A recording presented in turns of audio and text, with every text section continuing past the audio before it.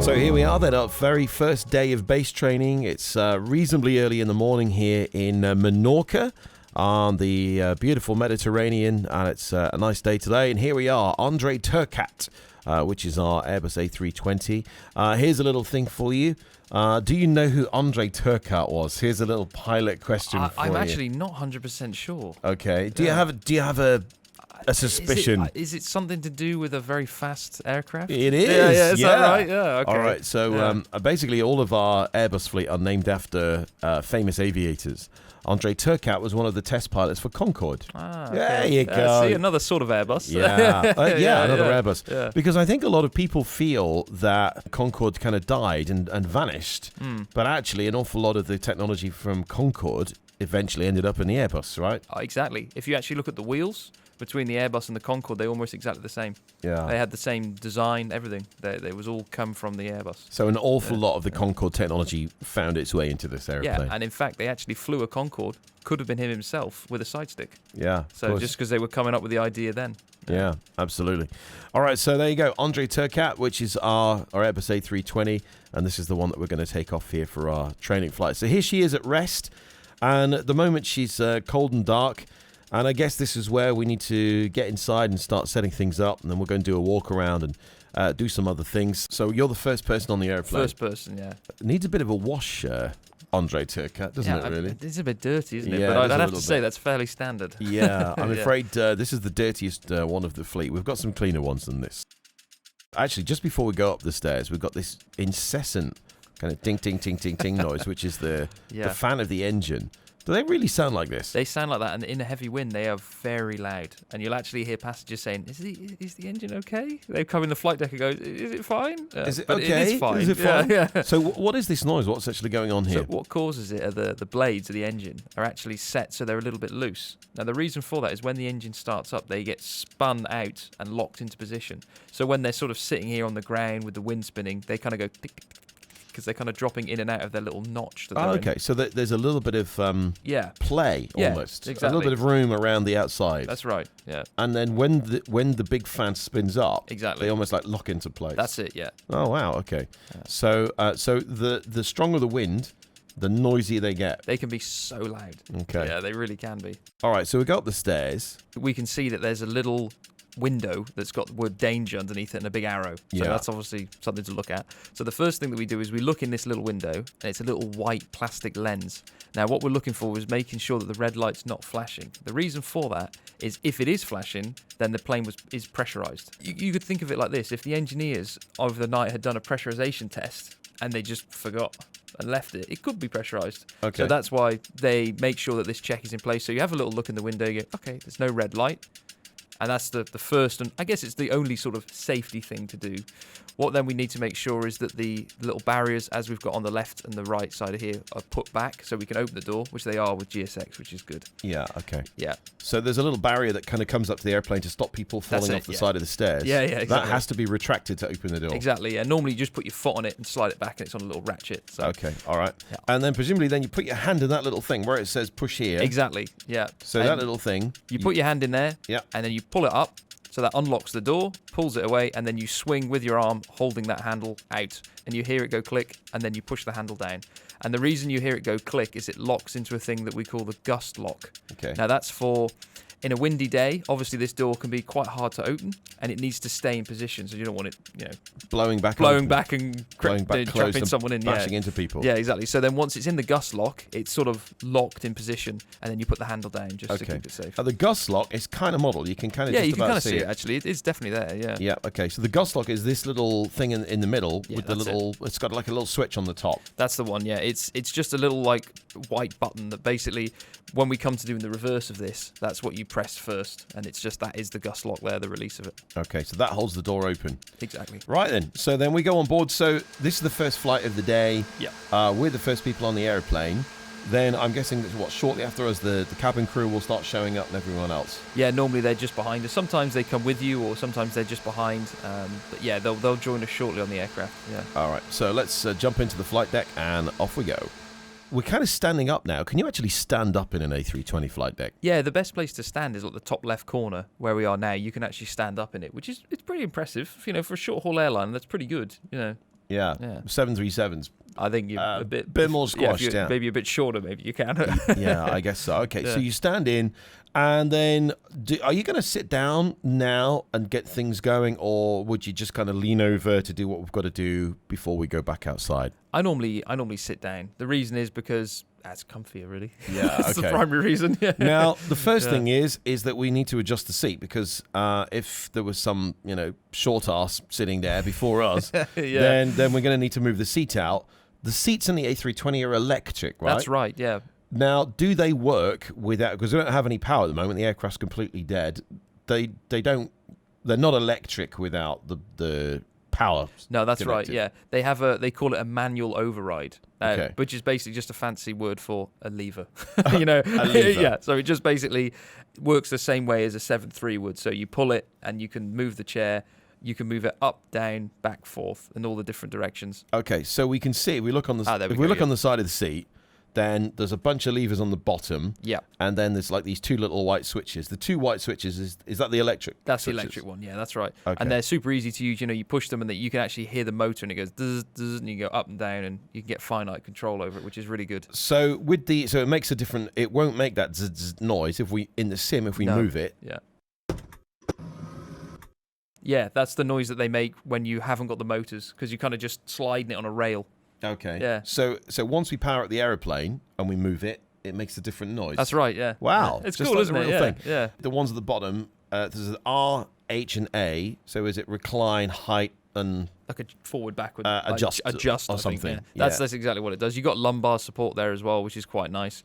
And that's it really. It's fairly straightforward. The recline function isn't electric, so you will always use that recline one, even if you have power on the aircraft. Are they quite comfortable, the A320 seats? Yeah, I only ever use them, but lots of captains who've flown lots of different types say that they're actually pretty comfortable. You know, and they seem to be for longer flights. It's a comfortable place to sit. They must get worn in places, right?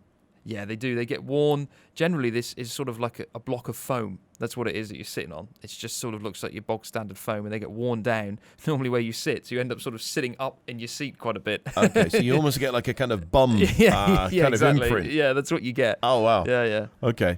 All right. Now, the first thing, of course, that you'll notice is that you've got an armrest on this side, and then you have this weird, like, big kind of deformed, Quasimodo type thing going on the other side.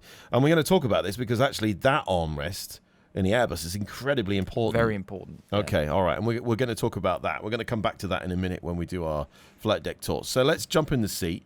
So we're in the seat, and now we've got to start pushing some buttons. So what's the plan? Is there an initial kind of safety check and everything, and then we go and do the walk around? Because obviously in the real world, I'm guessing one pilot is up here getting everything ready while the other guy does the walk around. In the sim, we need to do both of those roles. Yeah, exactly. So I think the best thing to do for the sim is you kind of get the aircraft powered up to a basic state, and then we go and do the walk around. Okay. And that's basically you're just checking that everything is left in the right position for you to power up the aircraft. So that's what we start with. Okay. All right. So let's do that now. Yeah, so we'll start first of all by the engine master switches. Okay. So we start down here. So first of all, we check that the parking brake is on, which it is. It is. It's on the position. Then we check that both the engine masters are off. Okay. Which I can see that they are, which is good. And then we check that the engine mode selector is normal. So these are all little things that, if you've had someone who's been doing engineering work on it, they might have just left them in that position, which is obviously not ideal. We check that the thrust levers are idle, which they are, which is great. And then we move on to the overhead panel. Once we're on the overhead panel, we have a look at the wipers and we check that they're both off. Now, the reason that we check they're both off now is because when we power up the aircraft with the batteries, if they were left in any other position than that, they're going to start wiping, which in a rainy day wouldn't be so bad. But like a beautiful sunny day today, it will scratch the windscreen. It will scratch the windscreen, yeah. And an A320 windscreen is more than it costs for a car, I imagine. I would imagine. It's the price of a car. I would imagine it's more. Yeah, I know that some of the components are insane. Like the chair that we were just looking at, it's $250,000. $250,000 pounds? Dollars? That was dollars. Dollars. Yeah. $250,000 for a chair, for a pilot seat. Yeah. Wow. It has motors, but that's still not great. At least it's electric. So I imagine the window is expensive. Yeah, okay. So we don't want to scratch the window. Exactly. So we have a look at that they're both off, which they are. That's great. And then we move up to the batteries. Now, this is, I guess, a point of some confusion for people because it's saying it's off and it's not off and it's all a bit confusing. But yeah, it's people's very first introduction to the Airbus. Normally, they sort of sit in this seat and they give it a go, and they go, "What? Why is it saying off? Why is it saying off when it's not off and it's on?" And anyway, so the basic premise of this is, at the moment, the aircraft, as we know, is completely cold dark. We've got no power onto it.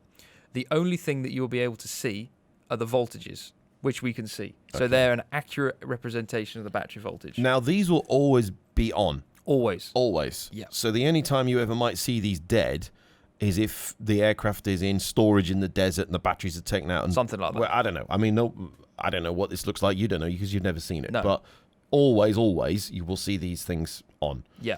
Okay. So the first thing that we do is I'll explain what we'll do before we press the button because it is a bit weird.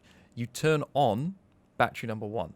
Okay. Now, when we turn on battery number 1, the light for battery number 2 comes on. Okay. Now, this sounds weird, but it does make sense. So, because you've turned the battery on, it's no longer off, obviously. Of course. So it won't say off. So it won't say off. Whereas the other one is off. Okay. No. It makes sense. It makes sense. Yeah. So battery. So they're both off. Yeah. But because there's no power, they can't tell us they're off. Yeah, that's it. So we will add some power to the aircraft with battery number 1. Yeah. And that will now no longer be off. But battery number 2, which is also now off, will now have power to tell us exactly. it's off. Yeah, that's it. Okay. So it just feels very odd that you press a button and then a light comes on the other button. Yeah, okay. So this is the first Airbus gotcha. This is the first Airbus what's going on moment. Like, yeah. All right, okay. Yeah. So should we do this then? Yeah. So we'll go battery number. Does it matter which way you do Not them? necessarily. You can do it in any order, but I just always start with 1. Okay, so we go battery number 1. All right, and then we get a click.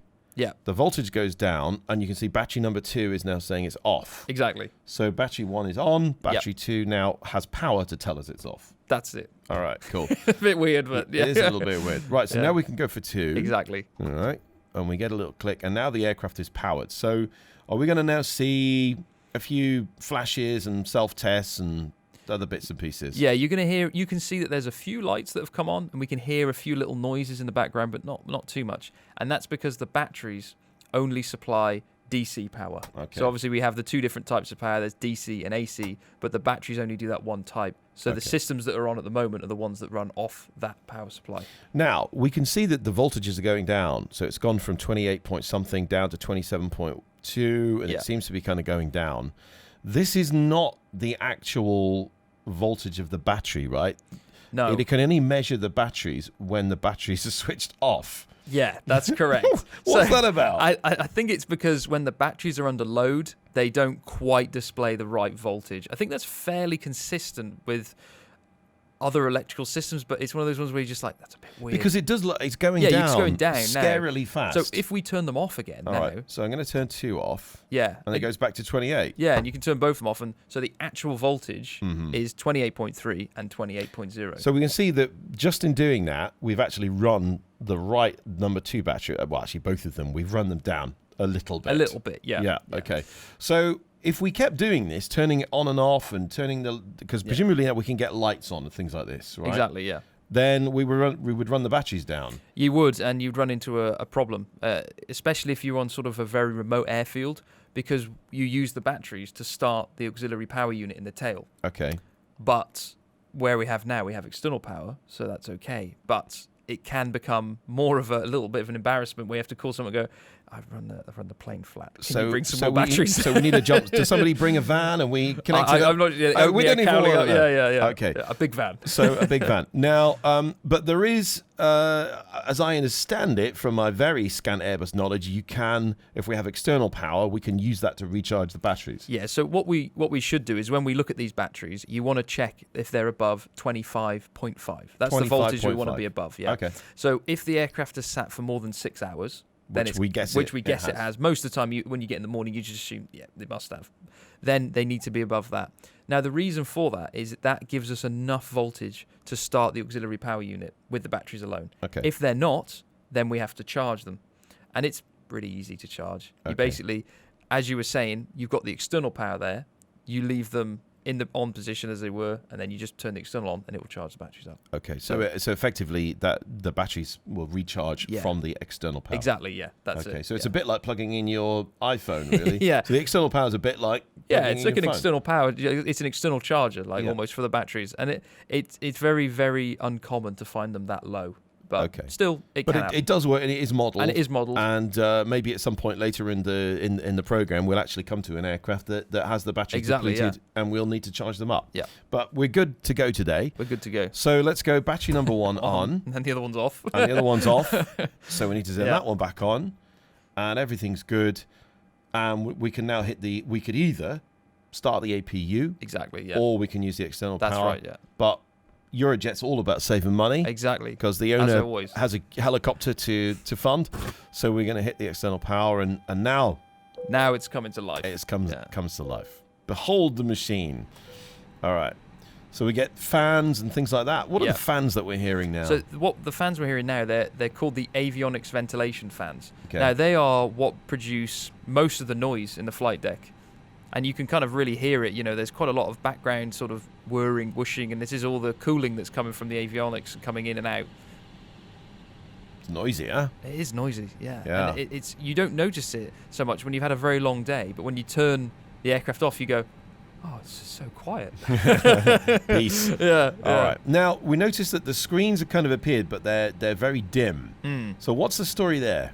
Yeah, this comes back from an earlier thing with the Airbus, but they still do it now because it makes sense. I'll just wait for that to finish. It's a little thing. Okay. Yeah, so it comes back from an earlier thing where basically the screens are very expensive, as everything is in the Airbus and every other aircraft. So when you leave the aircraft, you normally turn the brightness down to the minimum. And the reason is it's not basically wasting the screen, because the backlight can cause a little bit of wear on the screens. Okay. Yeah. All right. So actually, you don't turn them off. No. You just, at the end of the day, turn them to the dimmest setting. Exactly. And then when we power up the aircraft, we put them into to bright. Okay. So let's do that now. So let me just move back to the captain's seat, and then where would you normally turn these in the real aircraft? Yeah, so that's I normally grab it round roughly actually where you've got that. About 12. Yeah, about 12. Maybe a bit more. Yeah. It's dependent on really what you like. Some people have them really bright. Some people have that. If you're doing a night flight, it depends. But yeah, around about the 12 o'clock position where you've got it. Okay. Now there are two settings. We've got the MFD, which is the multi-function display. I think in Airbus multi-flying display. In Airbus parlance, they call it a PFD and an ND. Oh That's my god! They've got. All right, okay. So they like to make things a bit complicated. Right. Okay. My god. Okay. Yeah. So the PFD is the left-hand side one, exactly. and then the right-hand side one. Why does the ND, the navigation display, this has two settings? So what's the different ones? Now this is a definite one of those ones that it's an Airbus gotcha again, definitely. Okay. And it's a big one. And the outside knob is for the weather radar. Okay. So because the weather radar is going to display on the navigation display, that controls the brightness for that. But as you can see, when you move it now, we're not getting any change because the weather radar isn't on. Of course. So if you leave that to off, there's no weather radar. There's no weather radar, and there is no warning associated with that at all. So you press the weather button, or you turn the weather radar on, which is down here somewhere, and then you go, oh, great, there's no weather, we're all good. Yep. But it's just not displaying it. And there's been multiple incidents where people have taken off, gone into very bad weather, and realised it was because they had the brightness all the way down. Wow. Okay. So there's your first Airbus gotcha. Don't leave the weather radar switched, or don't leave the display for the weather radar switched off. Because that's the big threat is, normally if you left the weather radar off, you would get a little warning, and you'd kind of maybe trigger and go, oh, yeah, I've left it off. Whereas that, you get no warning, nothing. It seems fully functional when it isn't. Okay. All right. So let's do the other screens then. So let's turn on. So we've got the eCam that we discussed before. Exactly. So again, I'm just going to turn that around. Yeah, it's around there, yeah. Around the 12 o'clock. Now, these screens, if you turn them off, they do swap themselves around, right? Yeah, they do a weird thing where basically the top screen, it's called there's the upper and the lower eCam. Okay, but on the upper eCam, we also have a little thing called the EWD. Now that's called the engine warning display, which is like the engines and stuff, and that's obviously more important than seeing the door page. Yeah. So that's why the top screen always has priority. So that the information that you see on that top screen has the priority. Okay. All right. So if I turn off the top one, then it jumps onto the bottom screen. Exactly, yeah. Because it has priority over it, then it's going to jump down to the screen that it can get to. Now, another quick question while we're on it. We noticed the eagle-eyed viewers will notice that the engine display, the left-hand side one, has now gone to some little X's, whereas the right side engine, we're still seeing the numbers. We're still seeing 0.6 and 24 and all that.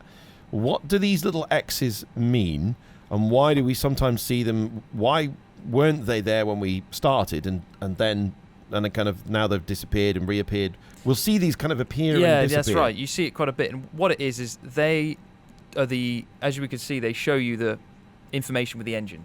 Now, the engine has a little computer in it called the FADEC, which is pretty much what interfaces with the engine itself. And if the FADEC is powered down, you don't see anything. You see the little amber crosses. So the amber crosses mean that the FADEC has effectively gone to sleep. Yeah, it's in sleep mode. You've locked your iPhone, you've locked your FADEC. Okay. It's in sleep mode. It's there still, but it's not broken. It's just off. Okay. Yeah. So when we start the engines, or if it wants to run a little self-test or whatever, there might be certain conditions where it will appear. Is that what you're saying? Yeah. And when you'll notice when you move the engine mode selector. So let's just again, I know we're getting off the point a little bit, but it's just a good demo. So if I go to ignition start, and here they come back. So there we go. And then if I turn that back to normal, there you go. Then it's gone back to sleep. Exactly. Yeah. Okay. Yeah. Wow, that's quite cool. Yeah. Right. Okay. We got off the point a little bit, but that was a nice little thing to know. Let me just sort out the. Yeah, it's just exactly the same as the other side. Yeah. And again, we want to make sure that we turn up the navigation display, both the knobs, otherwise we won't have any weather radar. So there we go. All right. So we've got screens on both sides now. We don't have any displays. We don't have any altitude. We don't have any speeds. We don't have a map. We don't have anything. And presumably this is because we haven't initialized any of our navigation capability right now. That's it. It doesn't know where it is. It doesn't know where it wants to go to. So it just sits there and says, not available. What do you want? What do you want to do? Okay. So at this stage in the game, because obviously we're not doing anything inside yet, we're going to go and step outside. We can just leave this and everything's fine. Yeah, if you want to do the walk around, the only switch that we need to do from over the top of here before we do the walk around is we need to make sure that the nav and the logo lights are selected on, so you can see them when you do the walk around. Okay, so the nav and the logo lights, the nav lights are those little lights on the wingtips. There's a red one and the green one. That's correct, yeah. And if you remember back to our 777 cadet training program, there ain't no red port left. So I like that. You drink port. Oh, I like that. There's no red port left. The red is on the port and the green one is on the start. Oh, I like that. That's good, That's good. Yeah, I feel like I'm teaching you something now, good, James. That's good, yeah. An Airbus logo light, is it on all the time? No, I've not really seen it written down anywhere, but I believe it's when the flaps are out, then it comes on. I believe that's what it comes from, yeah. Okay, right. So on the ground, it's on all the time. Yeah. And then as soon as you retract the flaps on the takeoff, it goes off. I believe so. I believe that's how it works. Okay, yeah. All right. It's interesting they don't always write all these things down for you. No, and the thing is different. Do they think you don't need to know this? I think that's one of those things where they just go, they don't need to know that. I'm sure somewhere, if you looked hard enough, you could find an answer. But also, the issue that you've got is so many different customers have different slight variations. And someone says, no, it does this. And you go, no, it does that. And then you end up There might be someone that has it wired up all the time. Yeah, exactly. And then you just end up going, you know what? It does its thing. Yeah, okay. I got you. And I guess the logo light is not. It doesn't matter if the logo isn't lit up. It's not a safety item. It's not safety, so you can just leave it. Even if the bulbs are gone, So we've got two positions. We've got off and then 1 and 2. That's correct. And are they using different? Why do you actually have two different settings on this? Yeah, it's a good one. It's a good question, and they have two different wiring sort of connections to it and two different bulbs. So it's two completely independent systems. Now, the reason for that is if you want to fly at night, you actually can't depart without them. Oh. So that's why, and I've had it once or twice, where you do the walk around, you go, Captain, the right-hand light's out. Oh, system 2, have a look out the window, works, let's go. Okay. So it would be a bit embarrassing to cancel the flight because the light bulb's gone. Yeah, and the issue you have is it's not that quick of a fix. Guy's got to come out with a ladder, get up there, take the cover off, take the bulb off. It's Yeah, big delay. It's a big delay for something that's just a bit silly, you Yeah. know. But it's a legal requirement, so that's why they have the two systems. Okay, and how do you guys use it? We know what it is. How do you use it? Do you use it in one or two? Alternate? Did airlines do different things? Different airlines do different things. Some of them do it like one sector they do one sector they do two. But there's nothing that says you can't just leave it on a certain setting and be done with it. All right. So Eurojet, the policy is we use two. Yeah, and There with you go. two, we just leave it in two. Yeah. All right. Cool. There we go. So that's it. We don't need to do anything else out here now. We can now jump out and go and do the walk Exactly, around. yeah. All right. Cool. So at this point, we've got a lovely day outside. We don't actually have a temperature. I was just thinking, it's a beautiful day here in Menorca. Let's have a look at the temperature. And we don't actually have any. Yeah. Is it because the aircraft can't sense the temperature until we've set some more things up? We haven't aligned anything yet. The air data reference units, which is sort of to do with sensors, all this sort of stuff, aren't functional at the moment as well. So it kind of just goes, I don't know. I have no idea. Yeah, So this is actually one thing where in a Boeing you can see it all the time. Yeah. In your little Cessna, you have a little, that's thermometer, right. almost Yeah. like a little turkey exactly. probe thing. Yeah. And you can see it all the time. But in Airbus, until we've got some more stuff set up, You don't know. We don't know what the We don't temperature know. is. Yeah. Okay. Yeah. It's about 27 degrees 27, Celsius that's a nice outside, day. which That's is a I nice think in day. the 80s Fahrenheit, which Oof. is very nice. That's good. So we don't need our big jacket for the walk around No, today. definitely not. All right, so let's head outside. All right, so here we are outside, basking in the Menorcan sunshine, and we're going to start our walk around. So what do we do next? So we start the walk around, and we always start it at the same point, so you sort of get a good reference point. So the first thing that we're looking at here is we've got these, you can see the sort of grey circles with a red circle around the outside. That's what Okay. we're first looking at there.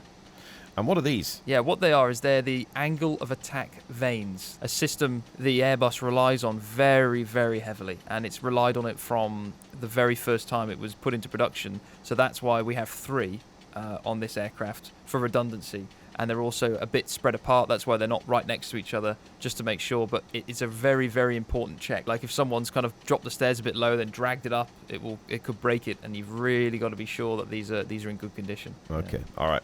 So we have a look. So we check out the angle of attack sensors. Then having a look down, we then come across the static ports. Yeah. What system do these drive? So they're driving like the altimeter and also the airspeed indications, all the sort of instruments that rely on airflow to go through them. It says don't plug, deform. So this needs to be clean, not damaged. Exactly. This is important. It needs to be they have the big red box around the small sort of the red area in the middle. The reason for that is if there's any damage inside that area, then it's still classified as a no-go.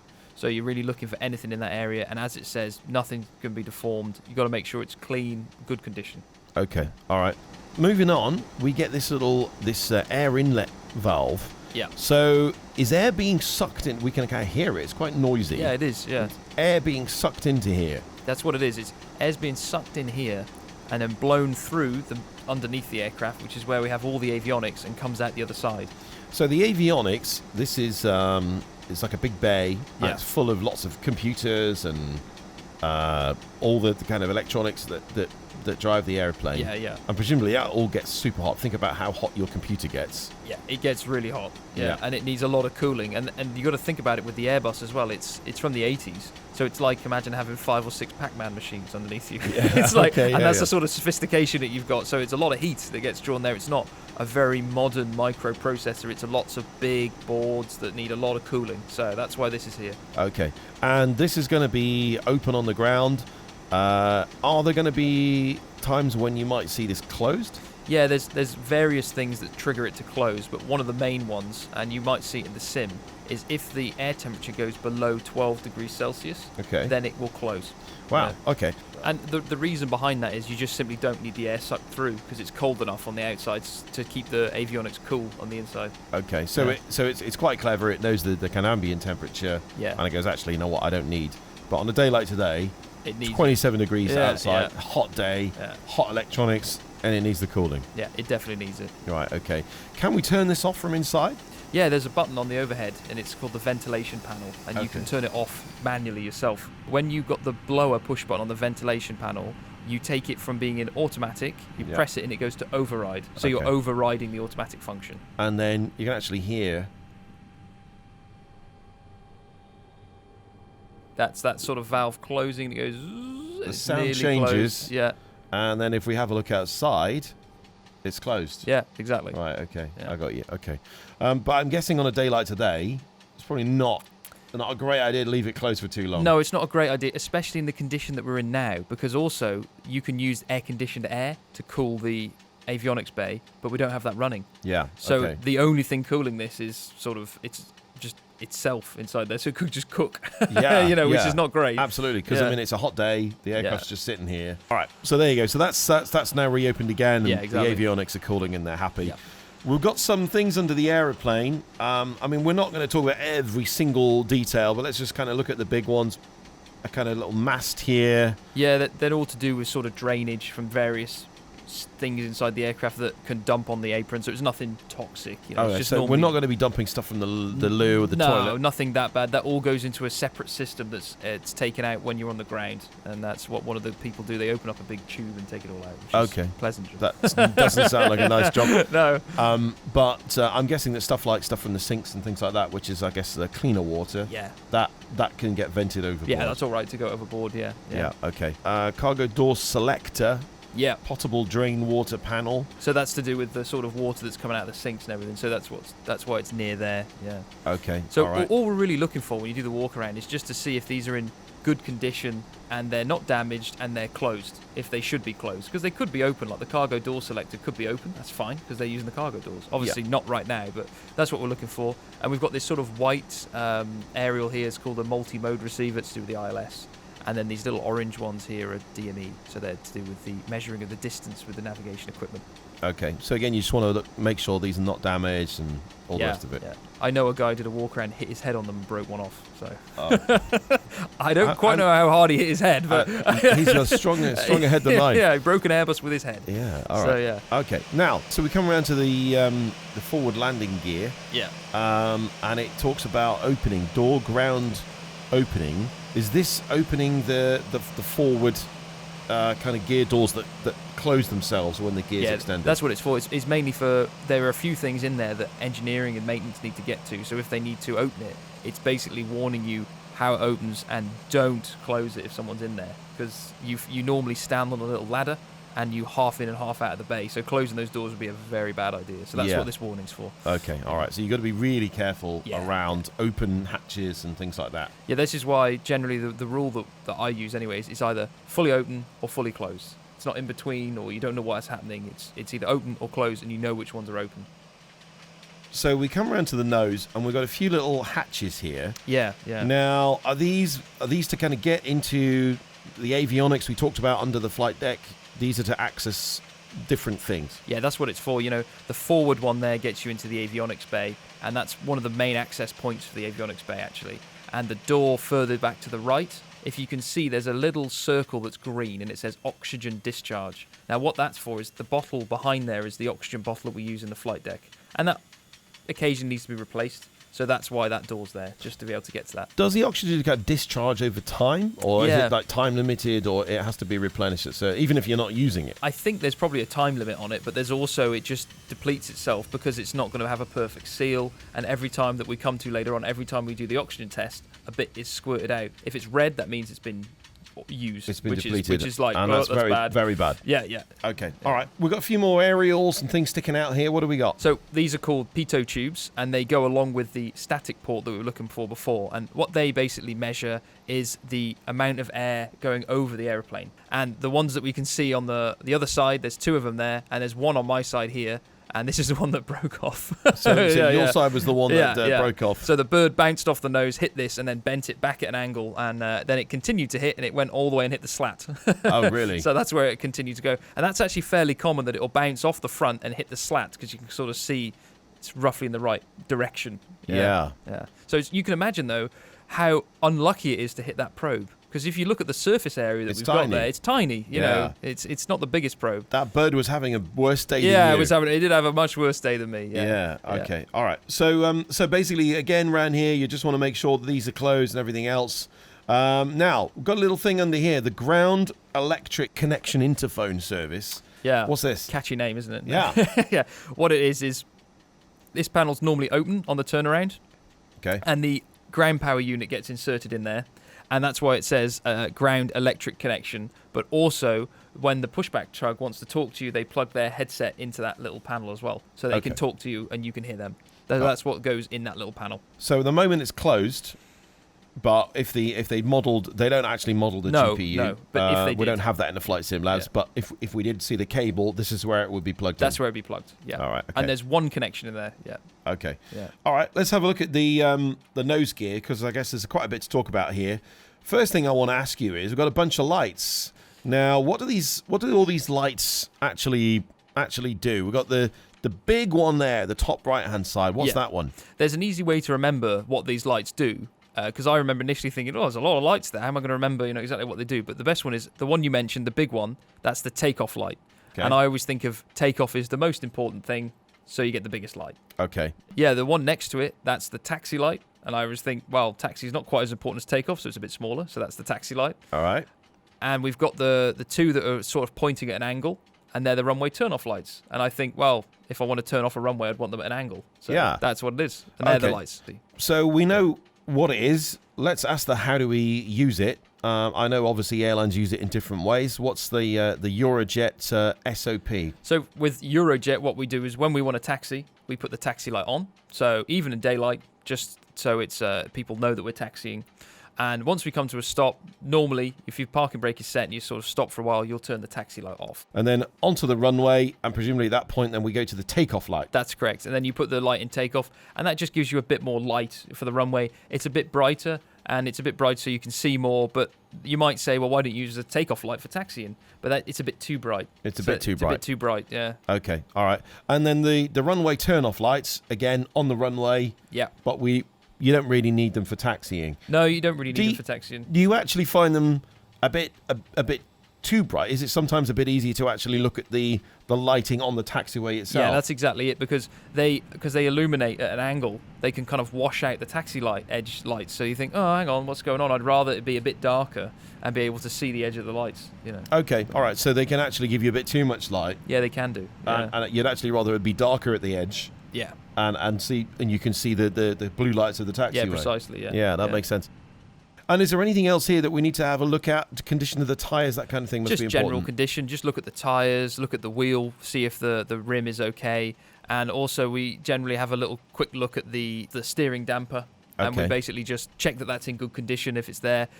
Generally, the whole walk-around is done quite quickly. You're just sort of looking and, yeah, that looks normal. Yeah, that looks normal. And that's what we're doing. Now, one interesting thing is this front wheel is nice and shiny and silver. But if you look at the rear wheel on the main gear, it's black. Now, my understanding is I don't think Eurojet paint them black. No. Why is it black and the front one's silver? That's a good question. And the reason is, on the front, we don't have any brakes. No brakes on the front at all. That's where the wheel's quite small, and you can kind of see in between. There's no brakes there. Whereas on the rear, so the main landing gear brakes, we actually have carbon brakes. So over time, this is very, very standard for the brakes. Just the wheels, in fact, to be completely black from just excess carbon. From the dust. Yeah, from the dust and everything. It's just they get coated in it. All right. Yeah. Okay. So we move around. Yeah. So what we're looking at here is, again, it's a replication of the other static port on the other side, so it's just a backup. So because it's an important system, as you know with aircraft, if you can have as many systems, you have as many as you can get away with. So they've got a backup of it here. And above the cargo door, which is often quite hard to see during the walk-around because the door's normally open, you have the third angle of attack sensor. Okay. Yeah. And then there's a little light just above the Airbus logo. Oh, yeah. There is a little light, and is that a light to flash back onto the wing? That's what it is. It's the wing light. So it does what it says on the tin. It illuminates the wing so we can see it. Obviously here, the cargo door, right now, we don't have any baggage or anything, so the door is closed. It's hydraulically operated, so does this mean that you can't open it if the aircraft's not powered, you can't open the door? You can do it manually. They have a little crank handle that they basically... So like an old-fashioned car where you... that's it. Yeah, and it just slowly does the hydraulic system. So it still uses the hydraulics to open it, but you manually are pressurizing the hydraulic system. I bet the ground crew are not very keen on doing that. They love that, yeah. Yeah, okay. Yeah. So, but I guess most of the time, it's very rare for them to have to do that. Yeah, very rare. Like, if they're loading bags, then we're normally in there, so... Okay, yeah. All right. We'll have a look. This door is actually connected in its own sweet way to the hydraulic system. It is, but I guess we'll come back to that. Which is a really cool thing that the Airbus actually the door affects the hydraulic system. It's really cool. We're going to talk about that. Only on an Airbus. Yeah, only on an Airbus. All right, so we're going to talk about that. As we move away from the cargo door, we hear the kind of sound gets a lot quieter. Yeah. You know that. So we had the intake for the avionics on one side. Is this an outflow or another inflow on this side? That's an outflow, so that's the outlet for it. So it's getting sucked in on the left side and blown out on the right side. And actually, it's very noticeable. Like it feels like the strongest hairdryer you've ever known. Really? That's what it's like. Really powerful. It's really quite powerful. It's quite warm as well. That's why it has the caution high hot air flow. So it's kind of warning you. And the first time you do a walk around, you walk into it, oh, okay, I won't do that again. So do you get, on a cold day, do you get, the ground guys kind of standing under this to warm up a bit? Yeah, they huddle under it. They huddle under it on a really cold day. Yeah. Yeah, the one thing I have seen is people's very sad faces because when it goes below that 12 degrees, it closes. Oh, of course. So then you see they don't need it. Yeah, of course. So actually on a very cold day, it might not even be open. Yeah. Oh, yeah, so that's a real shame. Poor guys. Yeah. So we're now kind of below the belly of the aircraft. Yeah, that's right. And all of these things, there's lots of hatches here, presumably lots of things that can open up so the engineers can get into things. Yeah, a lot of the hydraulics and the air conditioning systems are located in this area of the aircraft. So there's a lot of service panels. So there's topping up the hydraulic systems and getting into the air conditioning system is here. That's why there's so many little panels. But what we're looking for is just to be closed, really. Okay. There's no reason why these panels should be open at this point. All right. Now, we've got these two things, kind of inlet swings inward. Now, where does the air go? This looks like there's going to be air which kind of goes into there. Yeah. What's this air used for? So this air, and it's kind of a little bit odd because it's offset. So you can see that this is an inlet for the air conditioning system. Okay. Now, the outlet is offset. So you can see the inlet is here, and then the outlet is on the other side.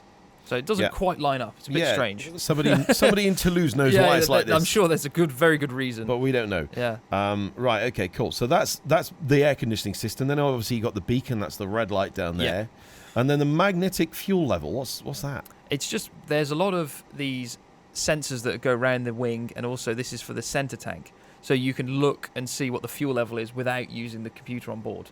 But you're not going to look for them on the walk around. It's an engineer thing. It's really. an engineer thing. Yeah, so this is if there's a malfunction with the fuel sensors or whatever. This is a way of them actually physically checking the level. That's what it is. And if you think about it, it's useful to have. But if we're in the flight and we lose the fuel quantity indication, well, we're not going to get out and have a look. Yeah, you're not really going to crawl. You're not really going to crawl around here and do it. And one thing to note is if you're standing here during the walk around with the packs on, they are incredibly loud. Unbelievably loud. They're almost as loud as the jet engine. They are unbelievable. So that's why you have to be very careful. So at the moment we don't have any packs on. No. But there's already, the only thing that's on right now is the avionics blowing. Yeah. And it's noisy enough. So there might be the APU running. Yes. And the packs on. Mm-hmm. So damn, it's going to be noisy down here. It is noisy. That's why you've got to be careful and take ear protection.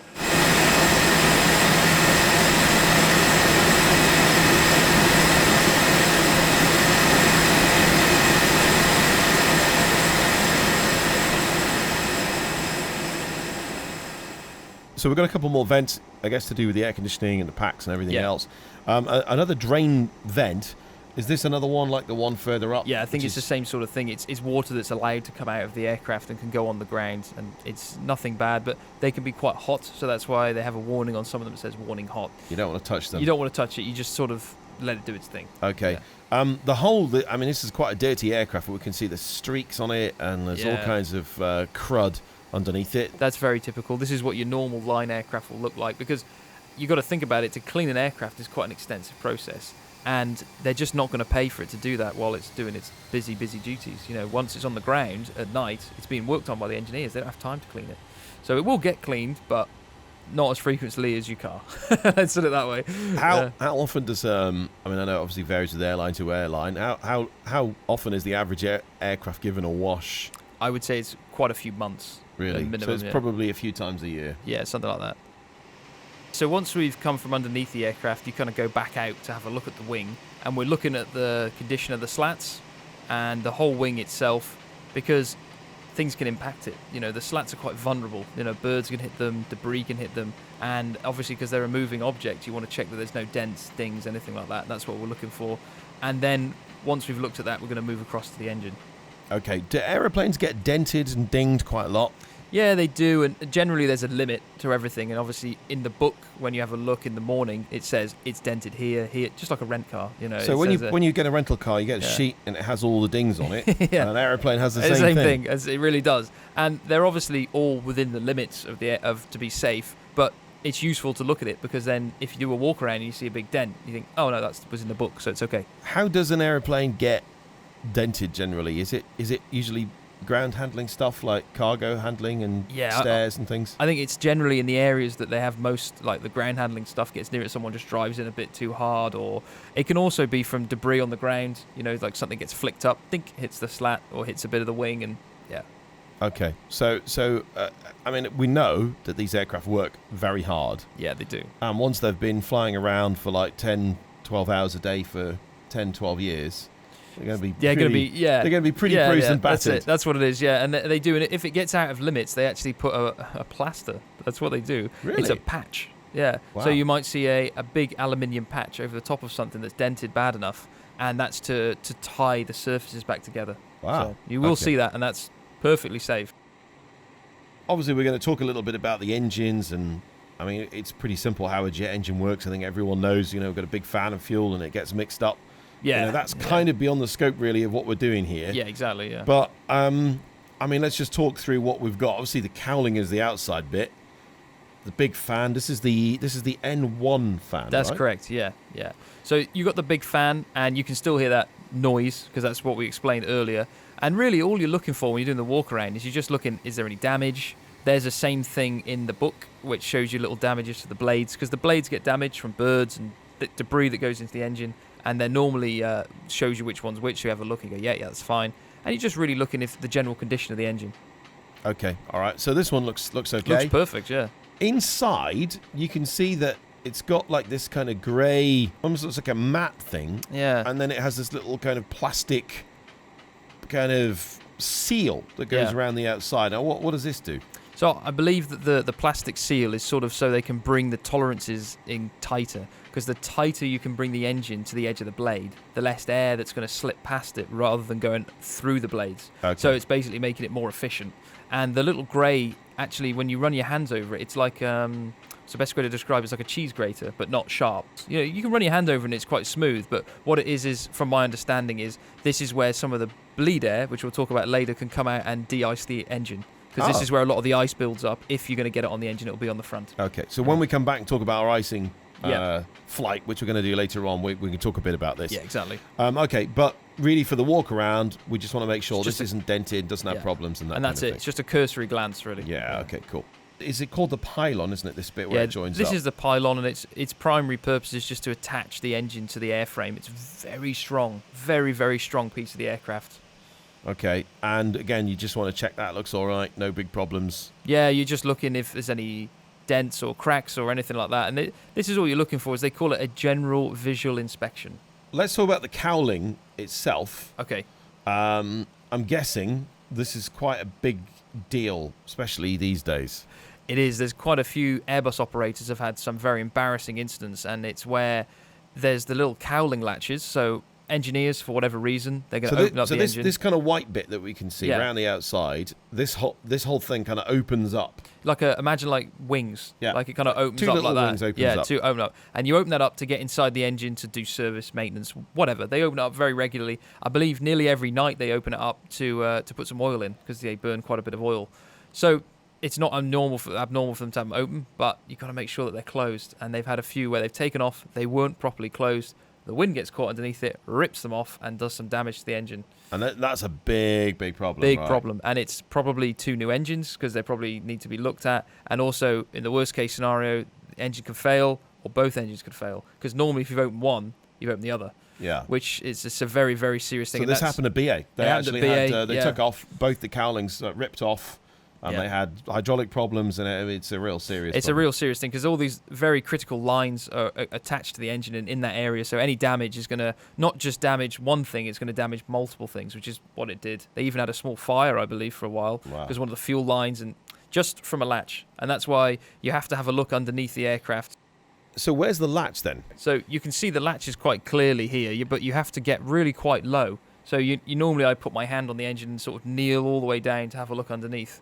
Some people get on their hands and knees. I'm not quite that dedicated. Yeah, not that dedicated. As long as I can see that they're not, undone, then I'm fine. So you could see how these could be quite easily missed, though. Very easily. Very easily missed, yeah. Okay.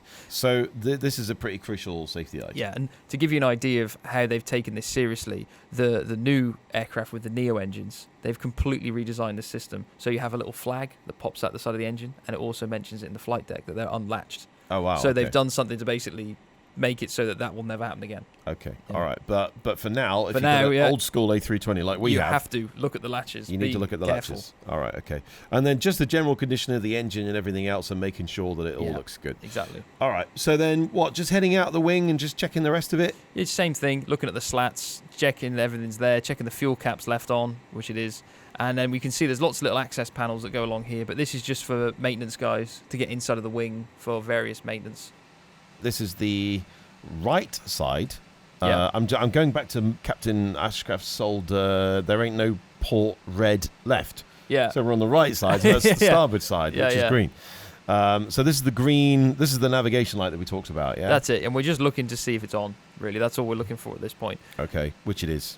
So it's all good, yeah. So what we're looking at there is we've got the aileron, so that's what we're looking at there, and then at the very end of the wing, we have they call it a raked wingtip fence. Okay. That's what they call it. So the aileron is flap down because there's no hydraulic power. That's what it is, yeah. There's no hydraulic pressurization, so it's just going to sit down, and the other side will be the same as well. Okay, so when we apply some hydraulics and get things going, that will lift itself up. Exactly, yeah.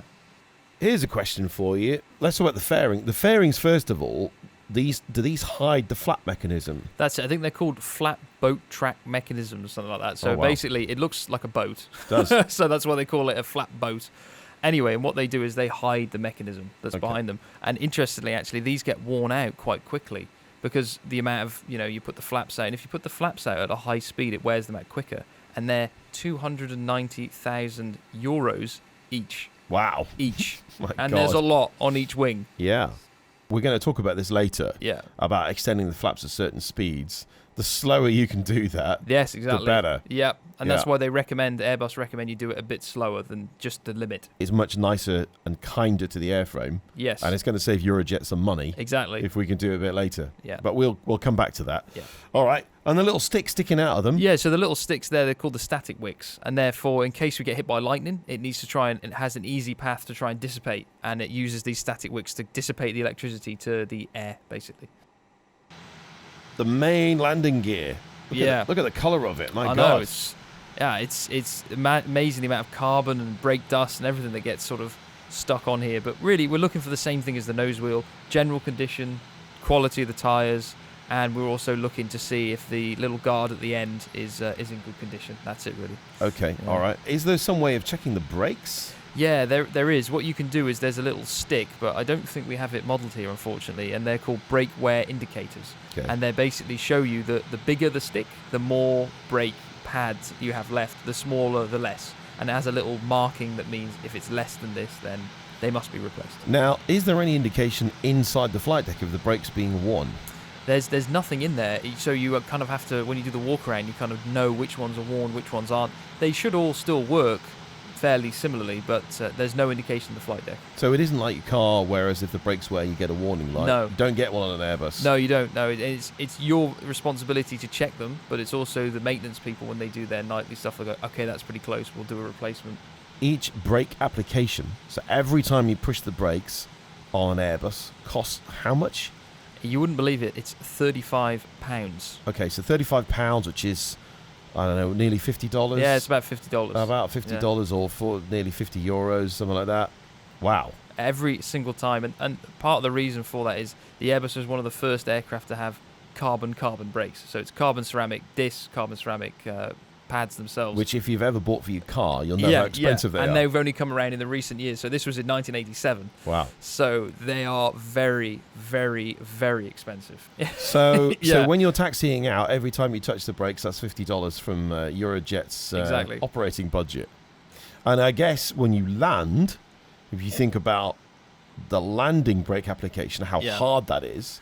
It's got to be more. It's got to be at least double, triple. It's several. So basically, every landing is probably a couple of $100 in just brakes. Yeah. That's before we put fuel on. I know. Before the pilots. Yeah. Before we buy the airplane. How do airlines make money? I don't know. See, there's another cargo door here. This is the bulk cargo door. So, do we have 3 cargo compartments on an A320? Yeah, we've got the main cargo door at the front, this one, and then we've also got the bulk cargo door. Okay, so what's the difference? So the main difference is the main cargo areas, they're going to be used all the time.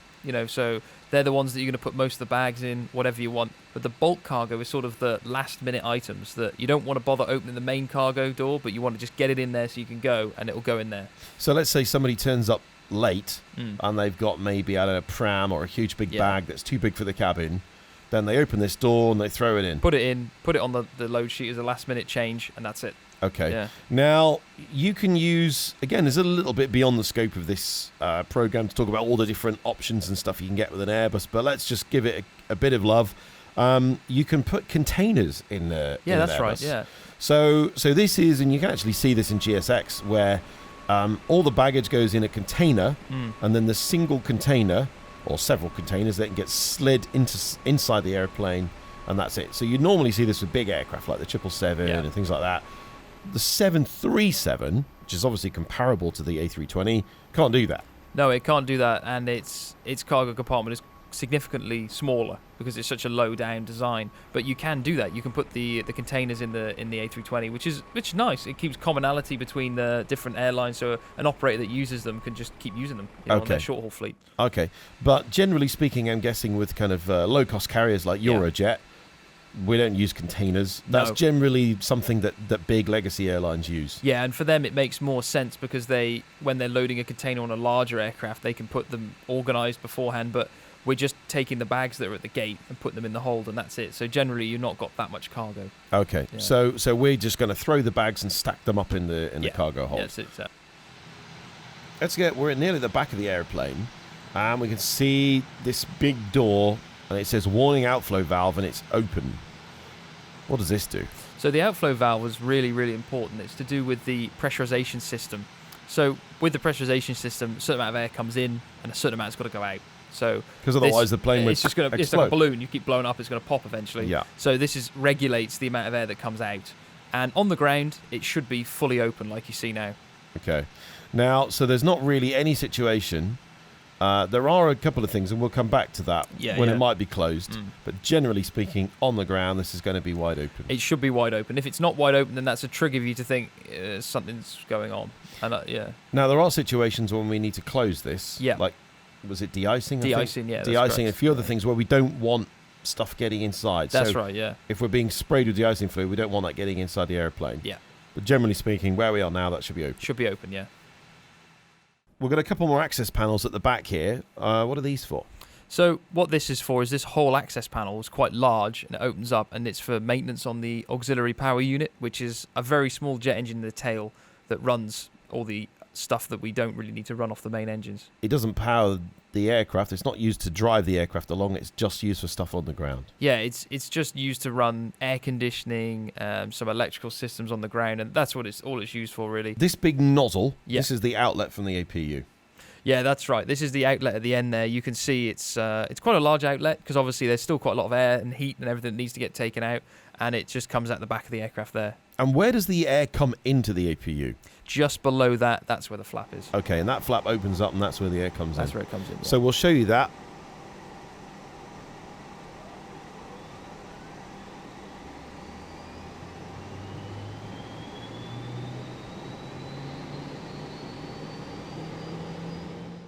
And then presumably then round the other side, it's basically just a carbon copy of everything that we've already talked about, right? Yeah, what we're looking at here is we're just looking at general sort of condition, and the only thing that's worth looking at is if you look at the tail, and then we look at they call it the THS. We're looking to see if it's on 0, because we have a load of markings on the left side there that show you how much trim is set. If it's not at 0, that's one of those trigger points you go, something's wrong. Because it should be, because it's reset on every landing. Okay, so the trim will reset itself. Mm-hmm. So unlike, if you remember back to the Dash 8, I can't quite remember about the 777, because I suppose with the 777 you land and you get off and you go to the beach. yeah. With the A320 you're going to go fly somewhere else again.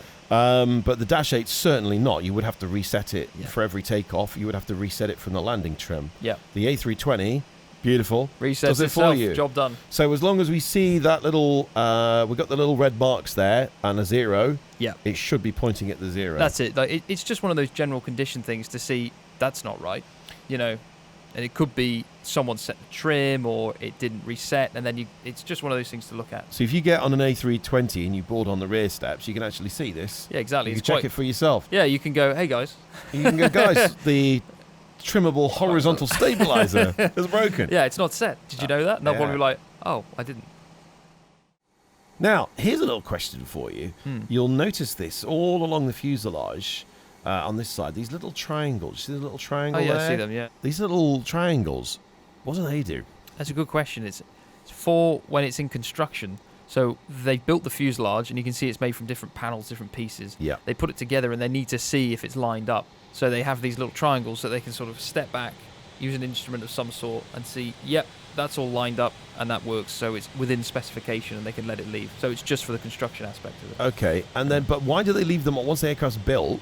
I mean, obviously, the aircraft gets repainted, but they're still there. Are they then used subsequently in maintenance? I think when you do they call it a D check, which is basically you strip the airplane down to nothing. I would imagine they probably look at them again and go, yep, it's still within specification. So if you fly a fleet of really old Airbuses, they all fly a little bit differently. Some of them maybe have had a few heavy landings and things like that. The one thing that's interesting, though, is they actually all fly the same because of the fly-by-wire. So I know that, with the Dash 8, every single one, some of the operators have a different characteristic. One's good at trimming, one's got this.